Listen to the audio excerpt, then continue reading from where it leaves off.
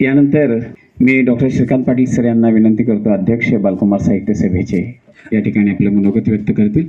31व्या मराठी बालकुमार साहित्य संमेलनाचे अध्यक्ष, गटशिक्षण अधिकारी आणि ज्यांच्यामध्ये आम्ही साने गुरुजींना पाहतो असं निरागस, निष्पाप, निर्व्याज्य आणि निस्पृह व्यक्तिमत्व आमच्या सगळ्या शिक्षकांचं प्रेरणास्थान. कारण असं म्हणतात की शिक्षक हा विद्यार्थ्यांचा फ्रेंड, फिलॉसॉफर आणि गाईड असतो.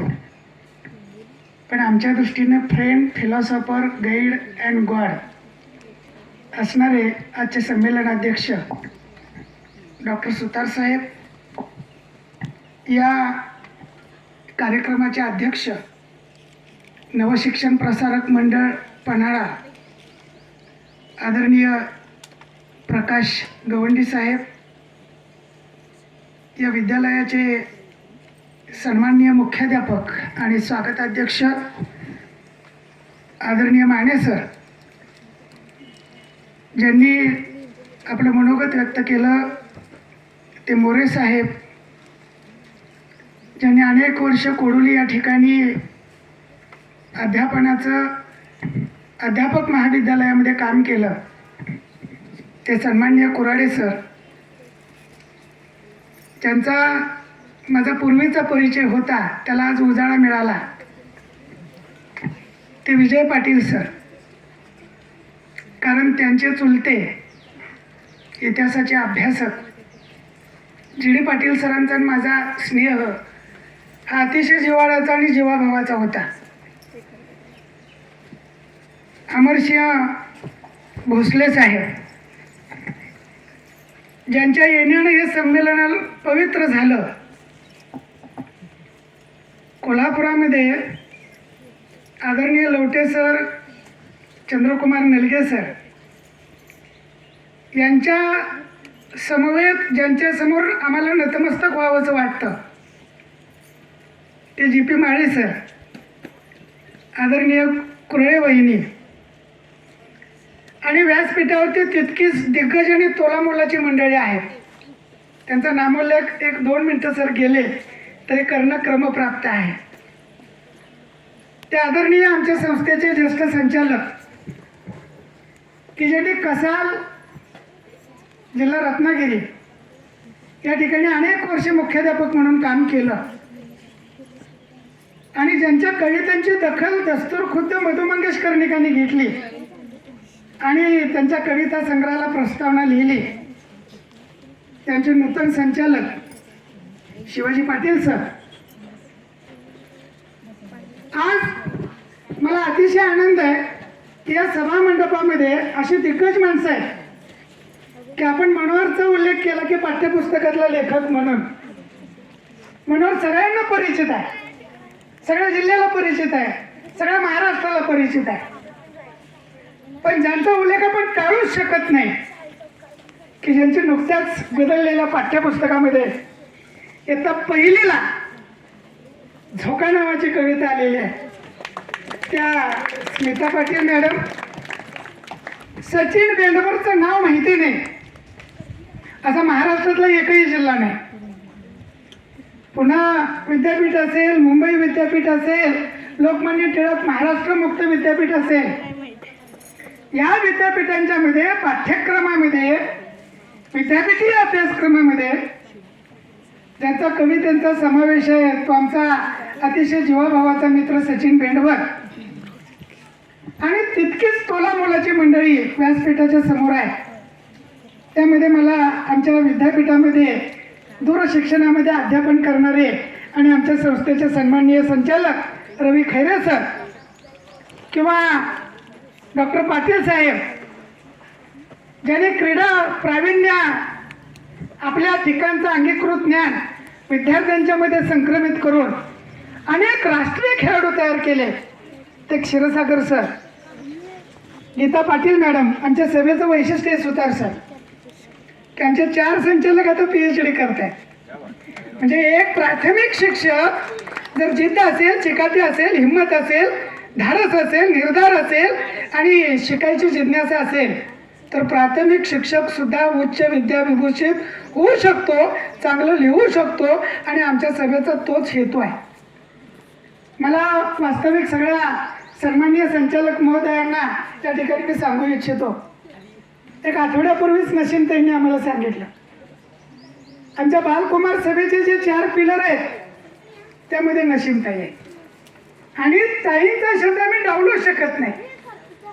छोटेखानी शाळेतली एक शिक्षिका हिंदीचं सुगम व्याकरण लिहिते, ज्या साहित्य प्रकाराला कुणी हात लावत नाही, नो मॅन्स लँड सारखी एकांकिका लिहिते, छान असा कविता संग्रह लिहिते आणि त्यापुढे जाऊन मी तो उल्लेख करणार आहे साहेब, की साहेबांनी मला त्या पुस्तकाचं नाव घ्यायला सांगितलं की तुमच्याच शाळेतली एक कन्यका दुर्लक्षित, आपण वंचिताचं शिक्षण अभ्यासक्रमामध्ये साहेब घेतो, पीडितांच्या शिक्षणावरती आपण बोलतो, पण असे एक दुर्लक्षित विद्यार्थिनी की ज्या शाळेच्या प्रवाहाच्या बाहेर आहे, त्या पोरीला शाळेच्या प्रवाहात आणणं, त्या पोरीचं निरीक्षण करणं, त्या पोरीची टिपणं लिहिणं, त्याचं सुसूत्रीकरण करणं, त्याचं सलगीकरण करणं, त्याचं सांकेतिकरण करणं, त्याचं डिकोडिंग करणं आणि छान असं मुलांना आवडेल, रुचेल, पचेल,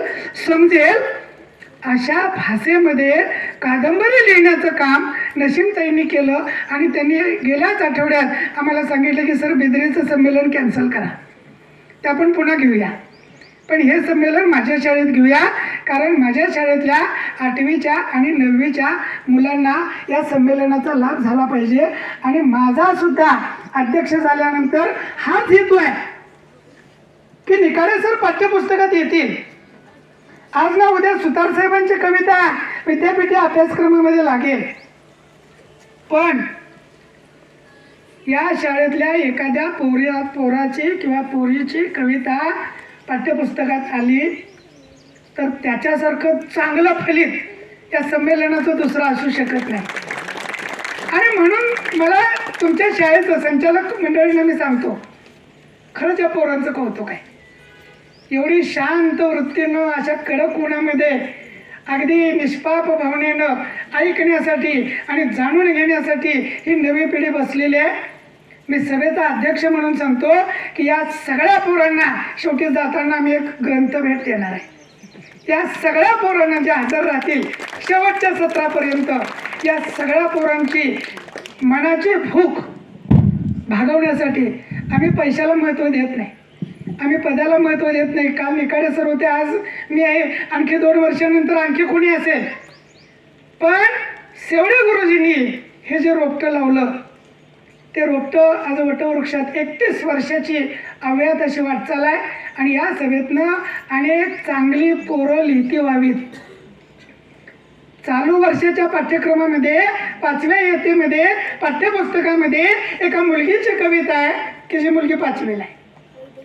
मग का होऊ नये असं की नेवापूरच्या एखाद्या पन्हाळगडाच्या पायथ्याशी असणाऱ्या आणि ऐतिहासिक वारसा लाभलेल्या या छोट्या शाळेतली मुलगी एवढी मोठी होऊ शकेल, ते होणार आहे. आपण यासाठी ही रोप आहे, या रोपांना जलार्पण करण्याची गरज आहे, त्यांना खतं देण्याची गरज आहे, त्यांना पाणी देण्याची गरज आहे. तुम्ही 2 कार्यशाळा घेतल्या, आम्हाला हाक मारा तुम्ही. आम्ही सगळे शिक्षक आहोत, काही रिटायर आहेत, निकाडे सर तर 24 तास उपलब्ध आहे. या पोरांच्यासाठी 10वीचं मार्गदर्शन आमचे शिक्षक मोफत घेतील.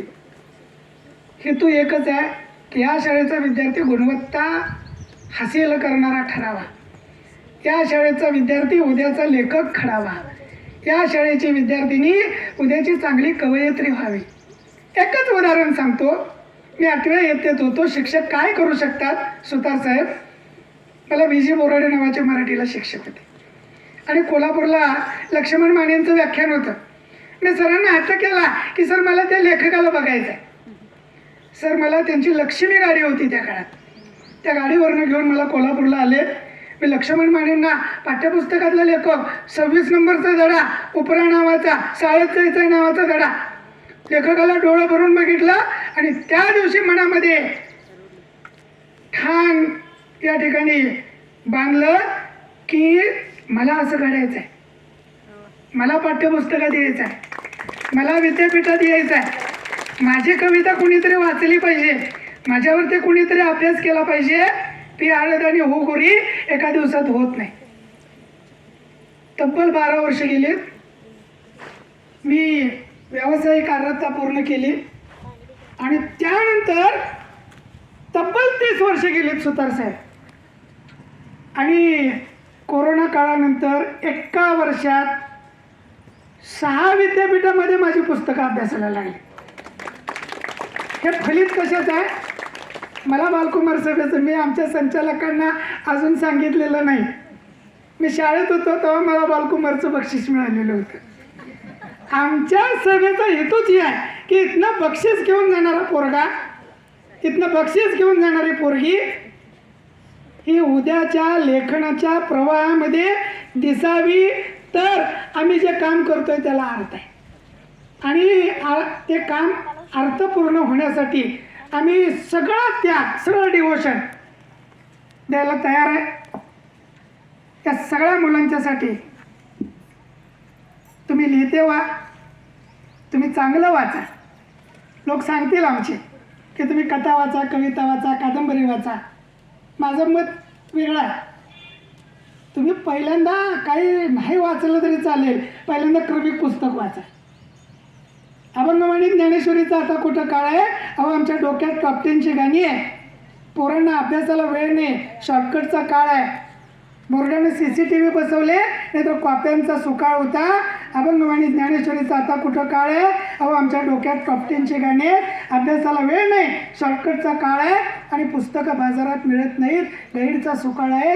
या गाईडच्या काळामध्ये पोरांच्या हातामध्ये बालकथा गेल्या पाहिजे, पोरांच्या हातामध्ये बाल कादंबरी आली पाहिजे, पोरांनी बाल कविता वाचल्या पाहिजेत, पोरांच्या त्या आपसूक पाठ झाल्या पाहिजे.